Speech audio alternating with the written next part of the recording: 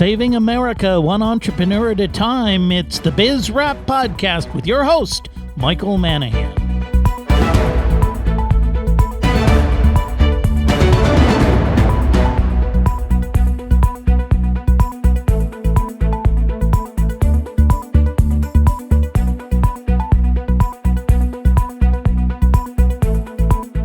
The show that celebrates small business and entrepreneurs. It's Biz Wrap Radio with your host, small businessman, educator, and author, Michael Manahan. And welcome to another edition of Biz Wrap Radio. It's your host, Michael Manahan. Thank you so much for joining me today. Got a great show lined up. And if you just are tuned in for the first time, Biz Wrap Radio, we are the show all about small business and entrepreneurs. Yes, we are huge supporters of those small businesses and entrepreneurial companies that really are the drivers of our economy. Did you know that most people in the United States actually work for a small business? Did you know that as we came out of the recession, most of the new jobs that were created by small businesses? Yet what happens when the economy starts to get a little sluggish? Do you think the government's concerned about small business? No, they're bailing out the fat cats on Wall Street and the big corporations and letting the small businesses die on the vine. Well, we're here trying to help the small businesses of America. You know, if you're a small business owner, if you're thinking about getting into business for yourself, good for you. We really need you to do that. Go out there, make a profit, take care of your family, take care of your employees, take care of your community. And you know what I like? I travel quite a bit. I see small businesses all over the place. And small businesses, a lot of them get really involved in their communities. Now, you know, you go to the local 10K run and you see Coca-Cola has a banner. Well, for Coca-Cola, that's just advertising. They don't really care about your 10K run. But when that small business in your community sponsors the local softball team, they sponsor the local soccer team, those business owners aren't doing it for advertising. They're doing it because they care about their communities. Yet there's a war going on in this country. You may not realize it. No, it's not the war against those whack jobs over there in the Middle East. It is the war on small business. The government's after small business, more regulations, more taxes. The big corporations are after small business. They're trying to put the small businesses out of business. The banks don't want anything to do with small business. Oh, they say they do, but what they really want to do is give you a credit card with a $50,000 or $100,000 credit limit on it, and then charge you 20% interest. I got a gentleman that I know runs a small business, has an American Express card, keeps a balance of about $25,000 on it, uses it for his small business. Well, he missed one payment. American Express jacked his credit interest rate up to 27%. Can you believe that? And last week I was talking about the story about F&M Bank, a local bank in Long Beach that's been around a long time, arbitrarily just cutting off the merchant accounts for a small business because they happen to not like the business that particular customer was in. We have had many entrepreneurs on the show, and today on the show I am really, really lucky to have another entrepreneur who is going to talk to us not only about his business, but about his efforts to raise capital through a crowdfunding campaign. And I know we've talked about crowdfunding previously on this show, but we're going to go through with this gentleman our kind of a real-life experience on crowdfunding. So let me introduce the guest. It is Adam Anthony. Adam, welcome to the show. Hi, Mike. Thanks. Now, Adam, your company is called Creo. Is that correct? That's correct. C-R-E-O. C-R-E-O. That's a Latin term that means to create or make. And what exactly do you create or make with your company? Well, it's funny. Our company has its genesis in what began as a real just a pursuit of a curiosity. My partner Carl Wright he's been a winemaker for the last 30 years or so, and he's one of those kind of I don't want to say nutty professor types, but he's a really unique guy, and he's curious about all sorts of different things. And he came home one day, and his girlfriend had been to the hairdresser, and she had a couple of bottles of fancy shampoo on the table that she had paid 40 some odd dollars a piece for, and he picked them up and looked at the ingredient label and said, "My gosh, why is all this, excuse the phrase, but crap in there?" And he said, I could make you something better than this. I'm certain of it. And he began, just out of curiosity, he began doing some research online about ingredients and ordered some samples and blended up some shampoo in the garage that she absolutely loved. Well, you're kidding. Hang on. You can actually make shampoo in the garage? Sure. Well, it really is at its simplest form. It's just a blend of ingredients in a bottle. So if you've got the chemistry chops to understand the effect of different ingredients, and you know approximately, or at least you have a hypothesis of what percentage of water versus this ingredient versus that ingredient needs to go into a blend in order for it to have the most beneficial impact, then sure, you can mix it up in the garage. Wow, that's amazing. So, okay, so he made this concoction in the garage, and obviously it was successful. Yeah, and I should point out, Carl's garage isn't exactly like your average guy's garage where there's maybe a tool chest and there's some monkey wrenching going on, although he dabbles in that as well. He's always got some kind of an old car that he's doing something to.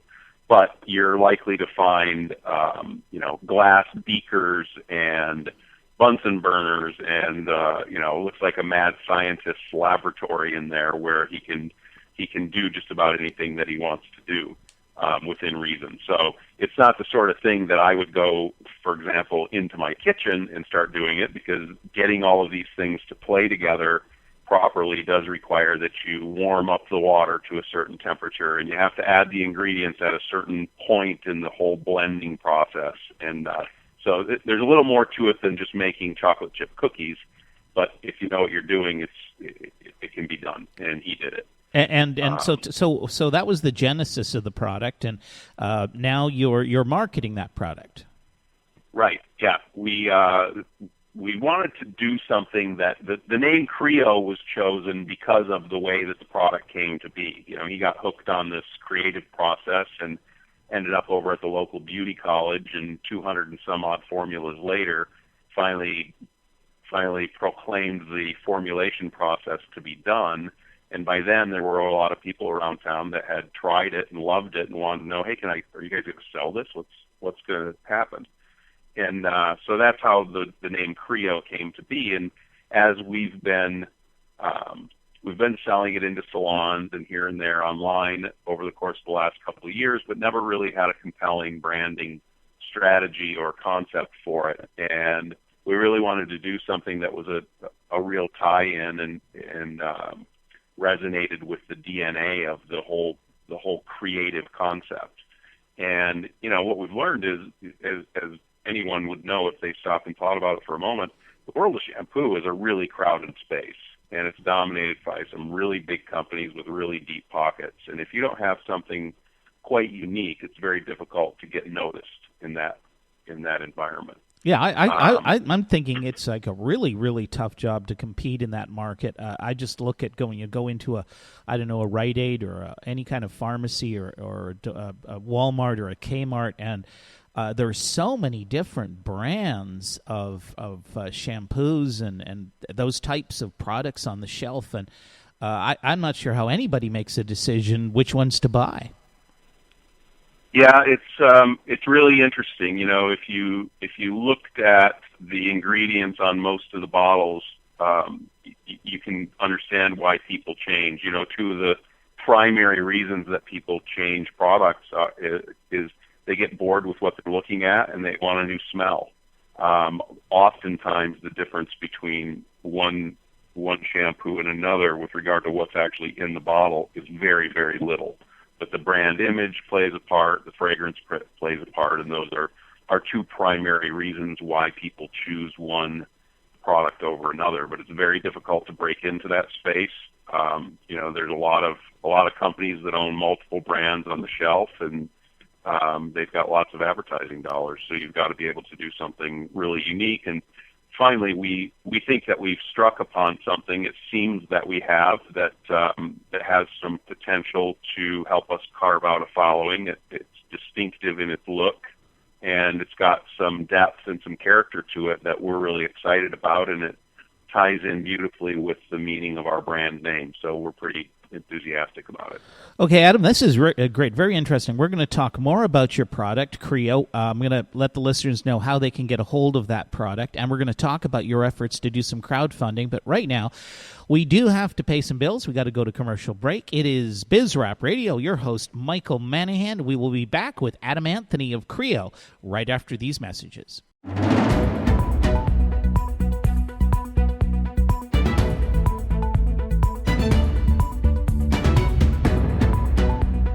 And welcome back to BizRap Radio. It's your host, Michael Manahan. Thanks so much for sticking with us. And if you just joined us, BizRap Radio, we are the show all about small business and entrepreneurs.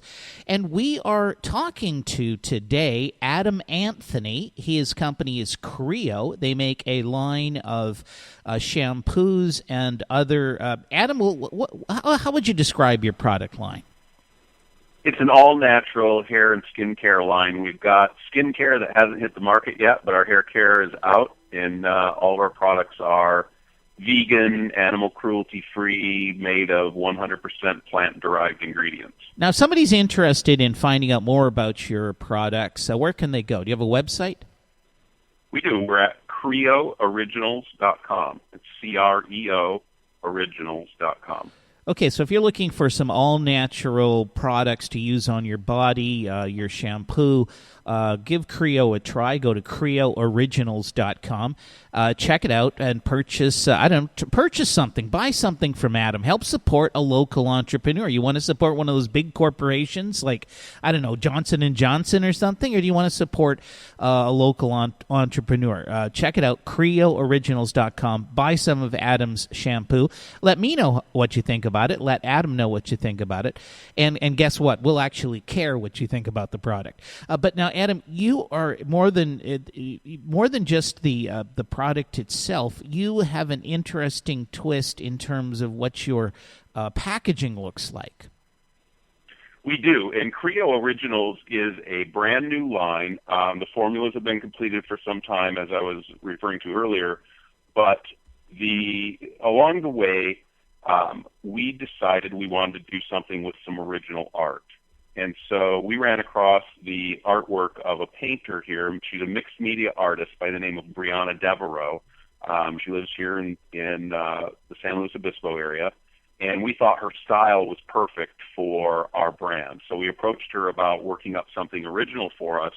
And along the way, we experimented with, hey, what if we, and in fact, it was her idea, what if we just put a scaled-down reproduction of one of her paintings on a label and see what that looked like and what people thought about that. So I mocked up a couple of labels, glued them to some bottles, went to a couple of places that we have done business with in the past and just started showing them around to women that are salon customers. And, it's always interesting. You have something when someone looks at it and the first thing they do is reach out because they want to touch it.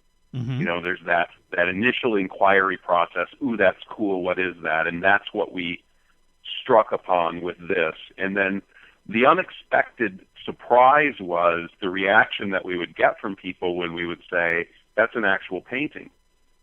They were immediately, they were initially, oh, this looks really nice. Like maybe they could envision having it in their house because it's very minimalistic. We don't have any branding on the front of the bottle. Basically, it's a bottle with a beautiful painting on it. So it looks cool and completely different in somebody's shower. But there's that added element to it of this is a painting that's hanging on the wall somewhere that somebody made for the sake of making something beautiful. And what we discovered was it really added a depth and a character and a story to every bottle that we couldn't possibly duplicate otherwise. And so as we're going through this and figuring out, wow, this is really interesting, the effect that this has and the way that people like this and the things that they like about it. So as we're talking to Brianna, we're learning about, here's this really talented artist who's working 3 jobs to make ends meet because she can only reach a limited audience with the time and the resources she has available, and within a fairly limited geographic area.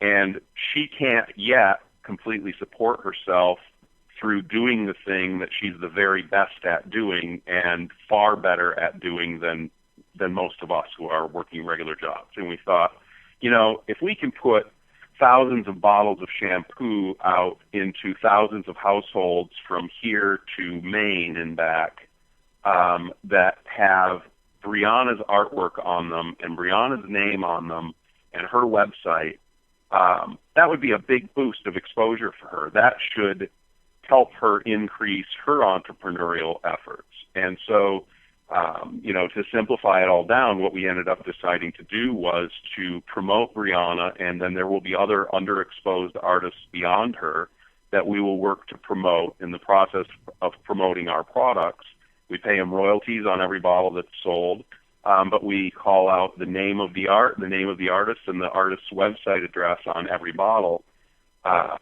hoping that the additional exposure will lead to additional art sale opportunities for them and increase their business opportunities. And this is fabulous. This is what we call, I guess, a business with a social conscience to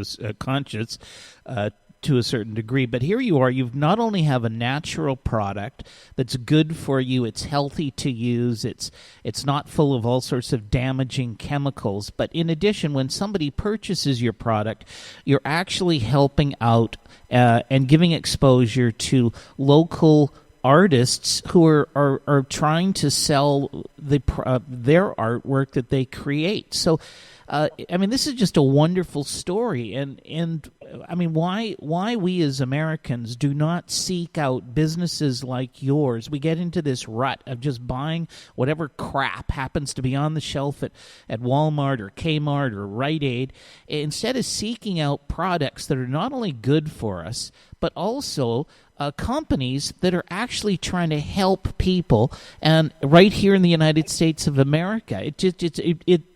It's mind-boggling to me that we as consumers don't have more of a social conscience to seek out products like yours. So once again, Adam, where can somebody get your products if they're interested in trying them? Our website is creooriginals.com, C-R-E-O, originals.com, and we are in our pre-launch phase of our upcoming Kickstarter campaign. So the products that are available there now, there's a very limited number of them, and starting on June 23rd, the products will not be available on the website. So there's sort of a 2-week stretch here. Now it's about 10-day stretch here where we've got a limited amount of product that we wanted to make available to people so we could have some of it out there. But the real thrust of our crowdfunding campaign is we want to hopefully raise enough capital that we'll be able to put together a national promotional campaign and really get the exposure out there for Brianna, get this product out there in larger numbers in the future, and be able to bring on additional artists and have a great variety of different looking packages to provide to the customers.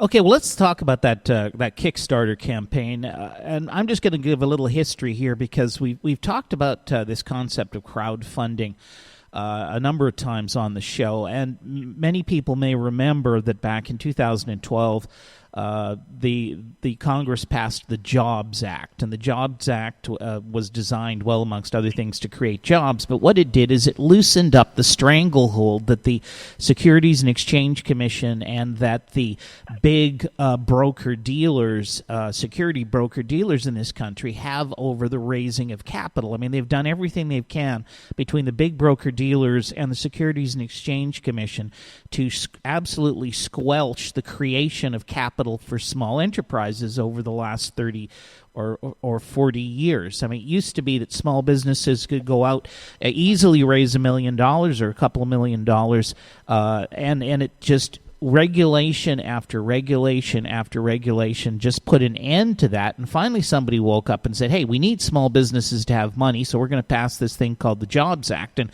technically the Jobs Act was going to allow a small business to raise capital through the sale of equity in small quantities. Well, it's 2015. The Jobs Act, that piece of the Jobs Act is still not in effect. In 3 years, the Securities and Exchange Commission has not managed to put the rules and regulations in place to allow you to sell equity in your company in small amounts. Like you go out and sell it for $50 or $100. You're not allowed to do that. However, there is a type of crowdfunding that you can do, and that's what Kickstarter provides. And basically, it's you're not selling shares in your company, but you're typically selling some kind of either a membership, or you're selling your products, and you're raising capital through that system. And that's what you're engaged in right now, right, Adam? That's right. So. Right. So, and I'm just watching the clock here, and I realize we've got about 20 seconds left before we have to go to commercial break. So when we come back after commercial, we're going to talk to Adam more about the crowdfunding campaign that he's kicking off through Kickstarter, what he's trying to achieve, and hopefully we can get you, our listeners, involved in helping Adam out in his Kickstarter campaign. So, Adam, stick with us. We are going to be back right after these messages. It is Mike Manahan, BizRap Radio. Be back in a moment.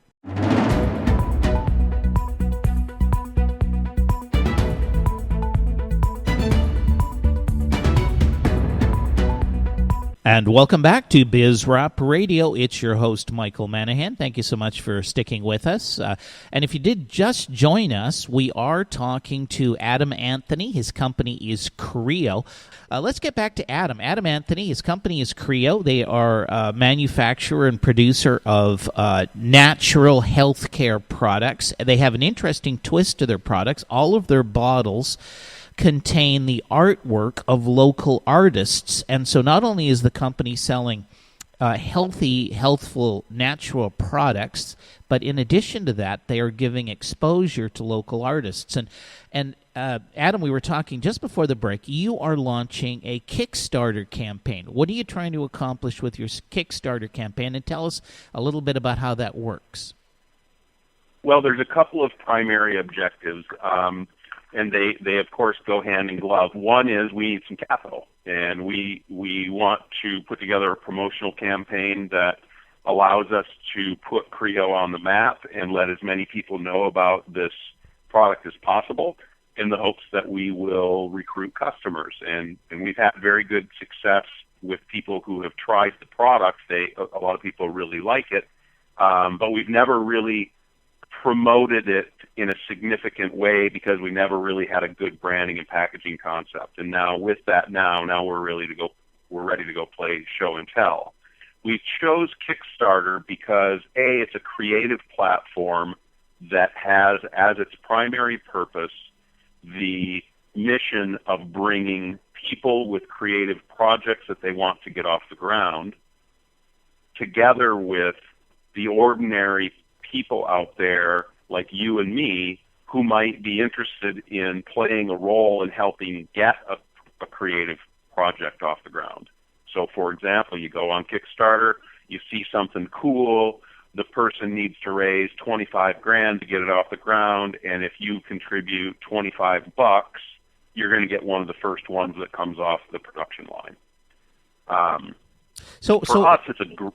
Yeah, so tell us a little bit about your campaign. How much are you looking to raise, if you can tell us that, and how much does somebody have to contribute, and then what do they get for their contribution?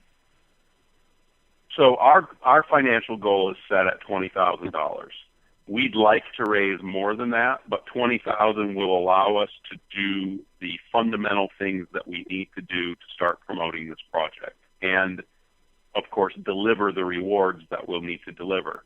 So one of the unique things about our campaign is that for as little as $15, you can actually get the product that is going to be produced. And that's a little uncommon because most of the things that are being created are a little bit more expensive than that. And for a low dollar contribution, you'd usually get some sort of a trinket, a T-shirt or something like that that's related to the campaign, but you wouldn't actually get the product itself. So for ours, for a $15 donation, we'll be rewarded with a full 12-ounce bottle of shampoo or conditioner, whichever the person prefers, and then it goes up from there. So $25 gets you shampoo and conditioner. $35 gets you 3 products. We've got a really great therapeutic hair mask, and the most commonly paired products are a shampoo, a conditioner, and the mask. So we've got 3 different price points under $50, or 3 different contribution levels under $50, all of which are rewarded with the actual product that people are contributing to help launch to begin with. So if somebody goes on to Kickstarter and they make a contribution to your campaign, they will actually get some of your products. Yes. And yes, they'll get the actual product, and they'll get it at it's a discounted price to what the normal retail value is. So for $15, you're getting something that normally would retail for $24. Okay, well that's a great deal. So you get a bargain, and you're helping out a small company. So now let's talk a little bit about the mechanics, because I'm sure there's some people listening who are thinking, "Hey, that might be an idea. Let's do our own Kickstarter campaign." Can you talk a little bit about the mechanics of how Kickstarter works? Was it difficult to set up your campaign? Was it? Did you have to go through any approval processes? Just how does the whole thing work?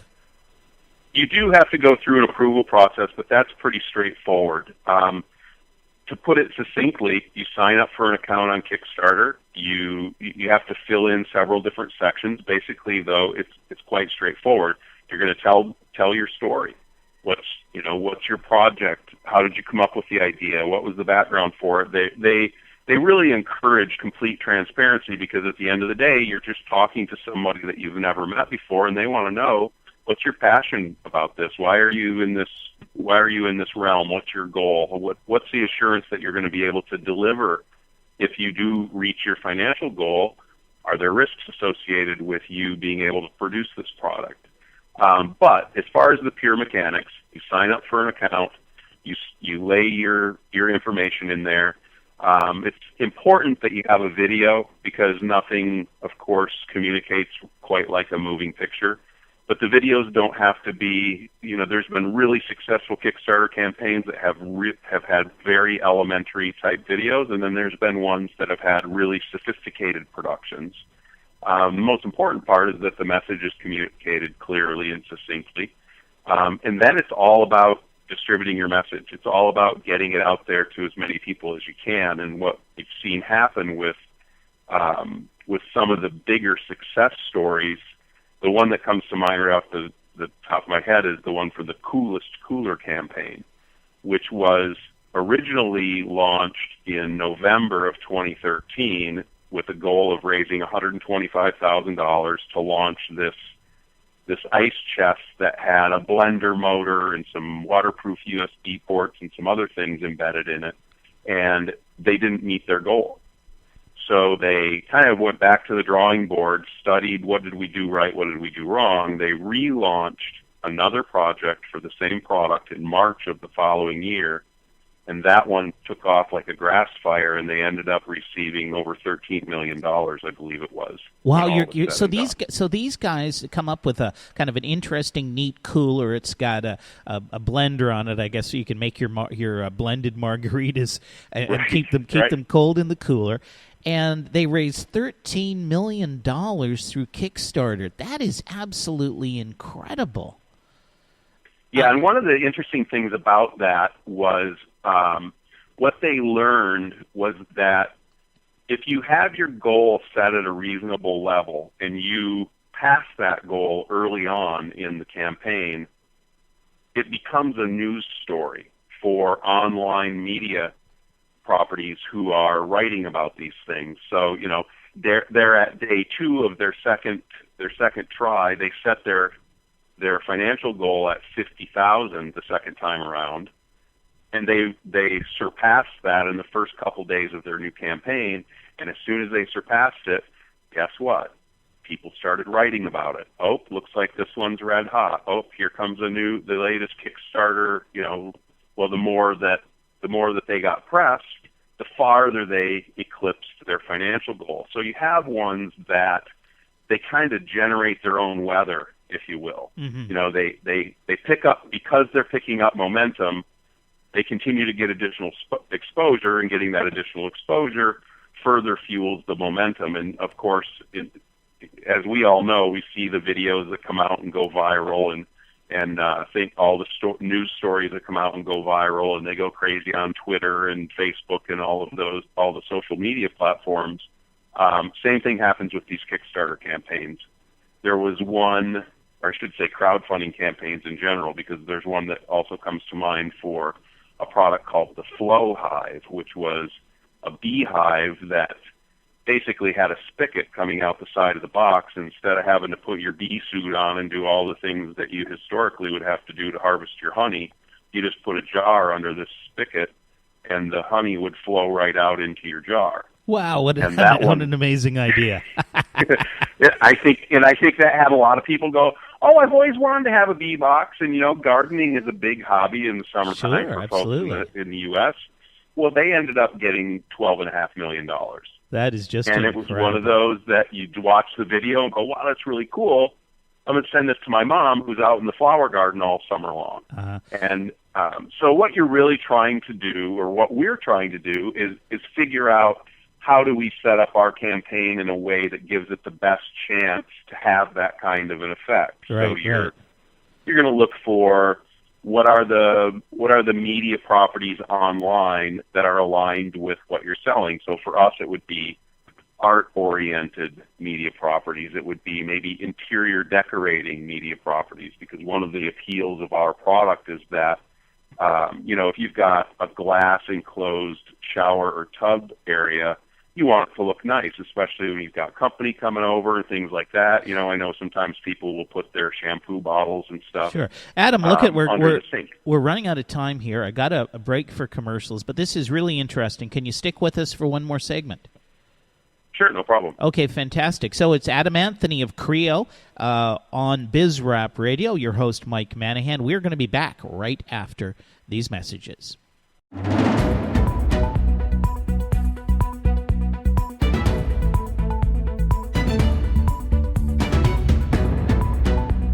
And welcome back to BizRap Radio, your host, Michael Manahan, and thanks for sticking with us for the show. We had a really interesting show going on today. We're talking with Adam Anthony. His company is Creo.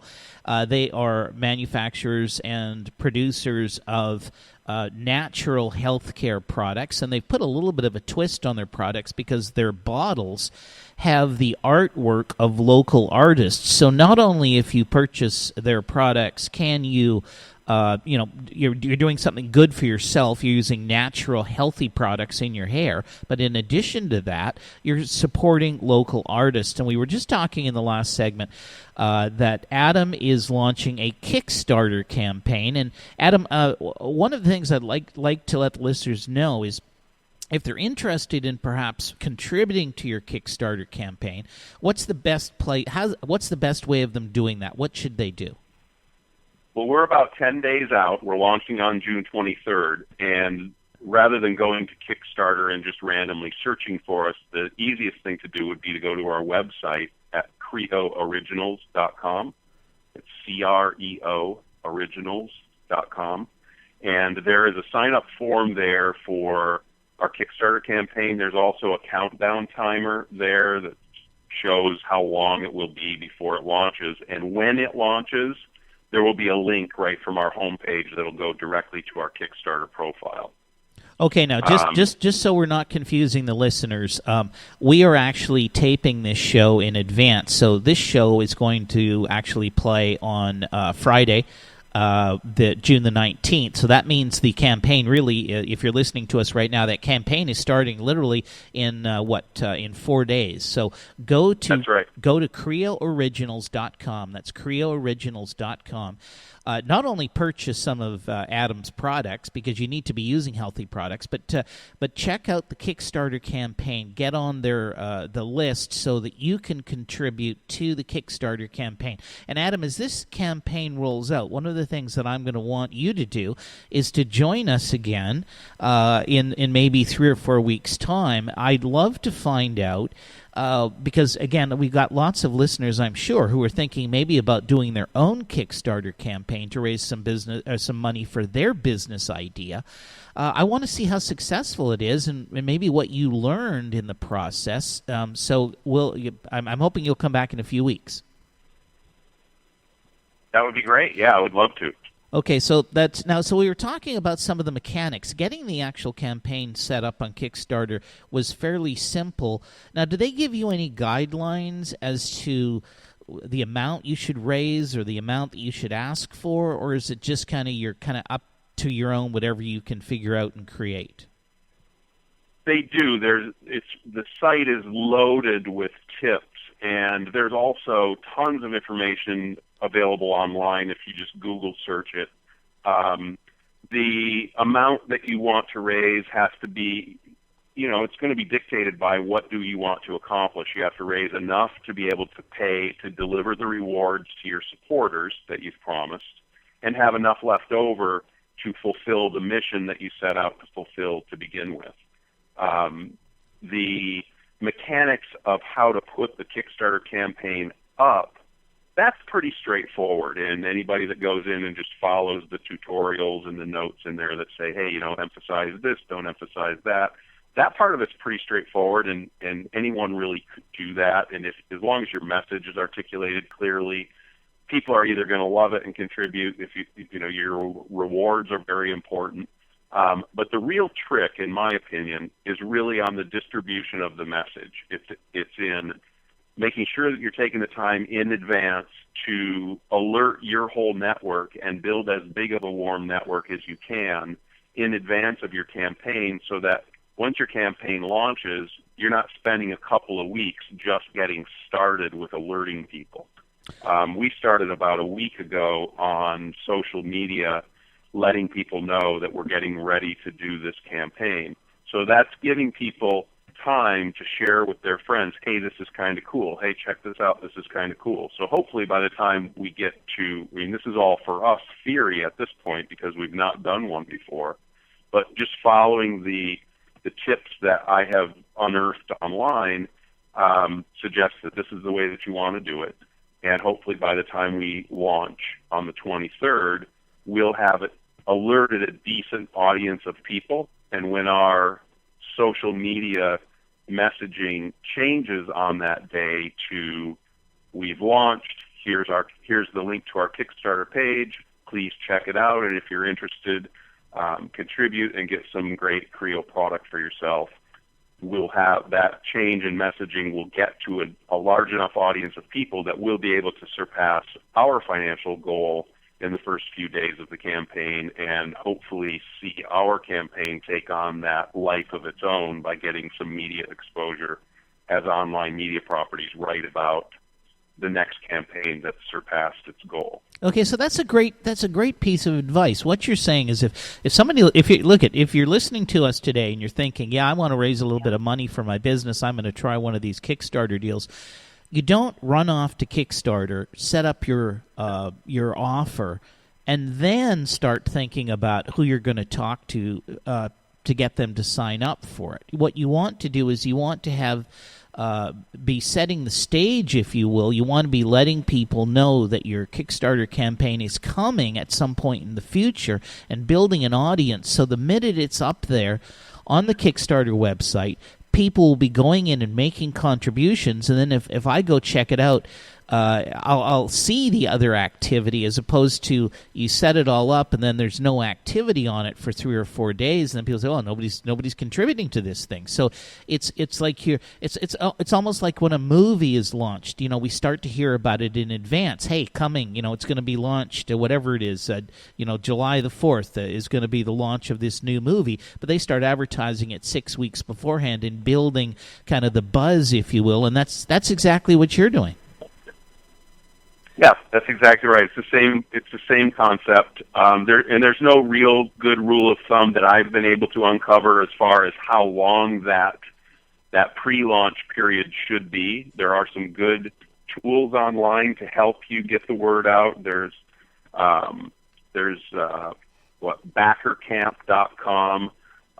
There are a number of different specialist agencies that will help people to distribute their message once they get up and going, and that's the make or break of your campaign. If you have a product that people like, especially if it's affordable, a couple of the things that I've learned is the campaigns that have rewards that are less than, say, $30 or $20 do better than the ones that don't. Gotcha. Also campaigns that are longer don't necessarily do as well, and the psychology around that is apparently that people don't want to wait 2 months to see whether they're going to get the thing that they contributed money for or not. So generally speaking, most of the success stories have been 30 days in length. Got it.